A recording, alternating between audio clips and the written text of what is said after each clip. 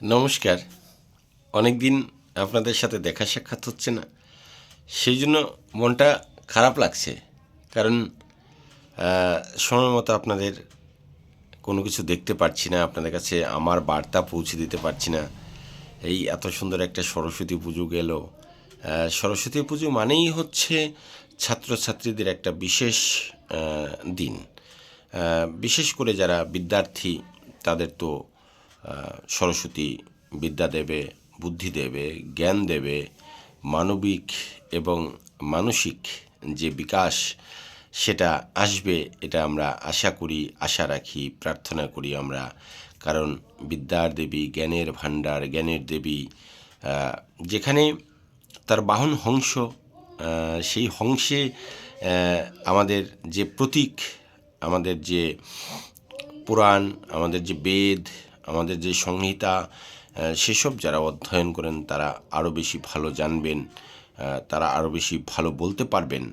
তো সেখানে তো জ্ঞানের দেবী, তো আমরা জানি যে রাজহংস এত বুদ্ধিমান যে ডিভাইডেশনটা বুঝে।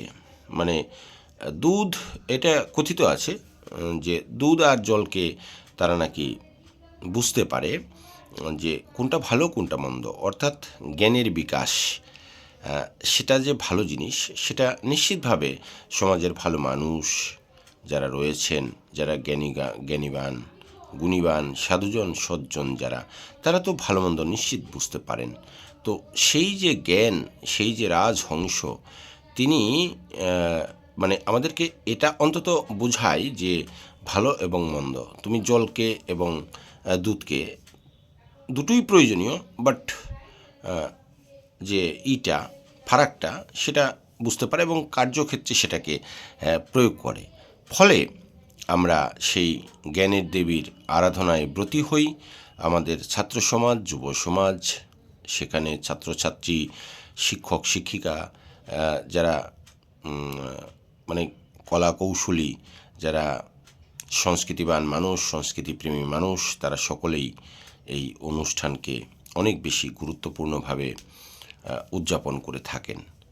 তো এটা একটা ভালো দিক। নিশ্চিতভাবে আমরা মা সরস্বতীর প্রতি প্রার্থনা করি, প্রার্থনা চাই। মা সকলকে বিদ্যা দিও, বুদ্ধি দিও, জ্ঞান দিও, সুবুদ্ধি দিও, মানুষের মানসিকতা এবং মানবিকতার যে সুস্থতা সেটা ফিরিয়ে দিও। তো আমরা সেই দিনটিতে আগে দেখতাম যে ছেলেমেয়েরা বেশ তার একটা প্রেম দিবস হিসেবেও কিন্তু উদযাপিত করে থাকতো। তো যদিও সেটার অনেকটাই হয়ে গেছে, মানে আজকে আর সেই সরস্বতীর সেই এই বৎসর আমি অন্তত চোখে পড়েনি, মানে সেই রকমভাবে আগের মতো। তো যাই হোক, প্রত্যেকেই নিশ্চিতভাবে পুজো করেছেন, আরাধনা করেছেন। হ্যাঁ, জ্ঞান এইসব নিশ্চয়ই আমাদের বৃদ্ধি পাবে আগামী দিনে। মানসিকতা, মানবিকতা এইসবের উদয় হবে। কিন্তু সরস্বতী কিছু কিছু ক্ষেত্রে লোকে বলে সরস্বতী বিসর্জন দিতে হয় না, তাহলে জ্ঞান বিসর্জন হয়। তা আমরা অনেকেই কিন্তু যারা দেখি রাস্তাঘাটে যে 2.5 দিন পরে সরস্বতী মাকে বিসর্জনের পথে নিয়ে যায় বা নিয়ে যাওয়া হয়। তো সেক্ষেত্রে কিছু কিছু ছেলেমেয়েরা বা বিদ্যার্থীরা বা পাড়ার কোনো দিদি, বোন, দাদা, ভাইরা, কিছু কিছু পাড়ায় আবার তারা কিন্তু র্যালি করে বিসর্জনের পথে নিয়ে যায়। সেক্ষেত্রে তারা আবির খেলে বা সিঁদুর খেলে, ডিজে বাজায়, তারা নৃত্য করতে করতে যায়। তো সেটাও প্রয়োজন নিশ্চয়ই, সেই জন্যই তারা যায়। আর এখন তো আনন্দের মধ্য দিয়েই আমাদের সবাইকে দিন কাটাতে হয়, কারণ মানুষ হচ্ছে শুধু একটু আনন্দ খুঁজে আর নতুন দিশা খুঁজে। মানুষ একটু সুখ আর শান্তি কোথায় পাবে সেটার জন্য অন্বেষণ করছে, আর একটু রিল্যাক্স।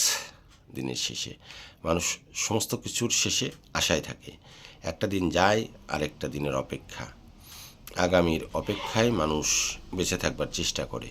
তো আজকে সরস্বতী পুজো শেষ, মানুষ হয়তো আবার গুনছে আর কদিন পরেই শিবরাত্রি, তারপরে আবার দেখতে দেখতেই চলে আসবে দোলযাত্রা, রং খেলা, হোলি, তারপরে দেখতে দেখতেই চড়ক পূজা, দেখতে দেখতে পহেলা বৈশাখ, দেখতে দেখতেই জ্যৈষ্ঠ মাসে জামাই ষষ্ঠী থেকে শুরু করে, হ্যাঁ, বিভিন্ন মূলা ষষ্ঠী, মঙ্গলচণ্ডী, সন্তোষী মা, বিভিন্ন রকম পুজো পার্বণের মধ্য দিয়ে দেখতে দেখতেই আমরা কিন্তু বিশ্বকর্মাকে আহ্বান করব।